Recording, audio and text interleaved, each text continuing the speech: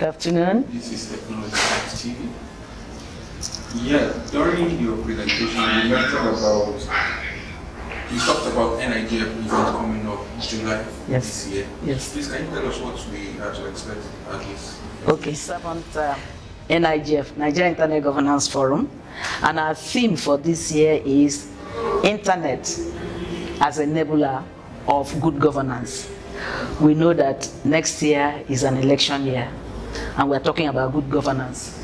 Good governance, whether it's e-governance or is public governance. That's what we'll be looking at. And we'll be discussing how the internet will help us have transparent, open, accountable government. And it will help during and after the election. How internet will help. How internet will enable good governance in the health sector, good governance in the education sector, good governance in the manufacturing sector, good governance in the investment, good governance in finance and administration. That's what we are saying, that internet is the enabler. So we are going to discuss some sessions about open governance, where the government is open.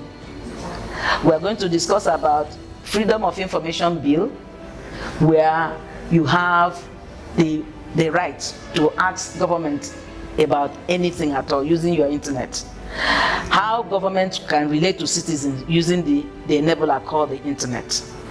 And we are also going to look at the opportunities that internet will present to the youth. So those are things we'll be looking at. And in that, then, we'll be looking at access as a fundamental human right, because it's only when you have access that you can demand for information. We'll also look at infrastructure like the broadband. For internet to be enabler, the broadband must work. We will also look at the security of the citizens. Even when you have the information or you put your information online, how secured are you in the face of this GDPR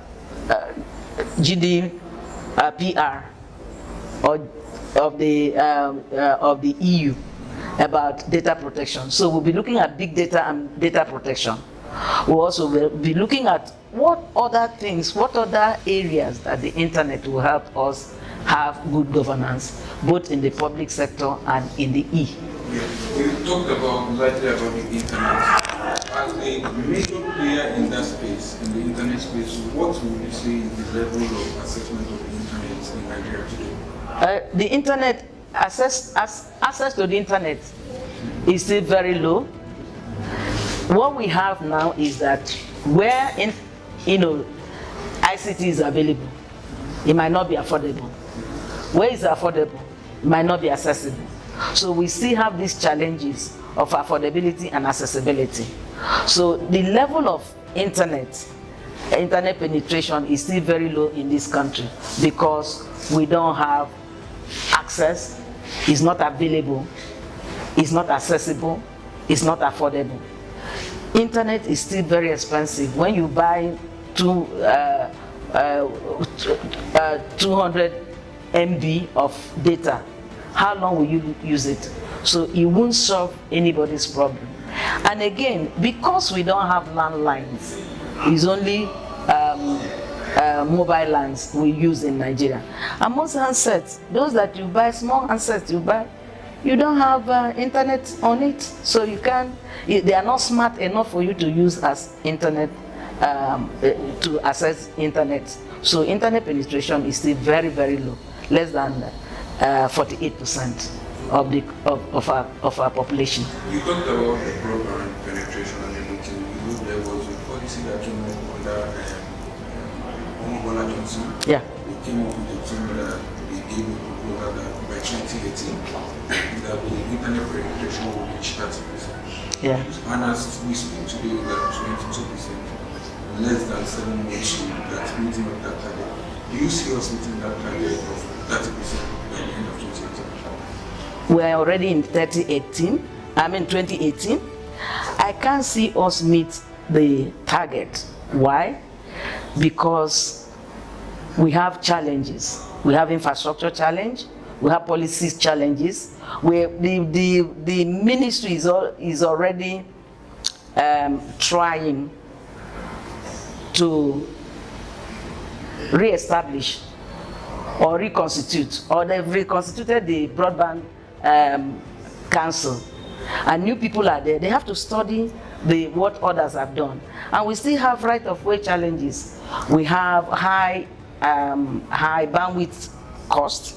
So, and because of our foreign exchange, we still have the policies. I mean the challenges. So I can't see us meet the target, but we'll try. So all the roadmap that was approved then, we are far from it. So what is NIGF doing as a group to make sure that? Okay, so that's why we are discussing. Is a discussion platform where we'll make recommendation and send it to the government and all the stakeholders. And again, if the other stakeholders don't help, there's no way the government can alone do it. If you get to certain areas, you don't have that.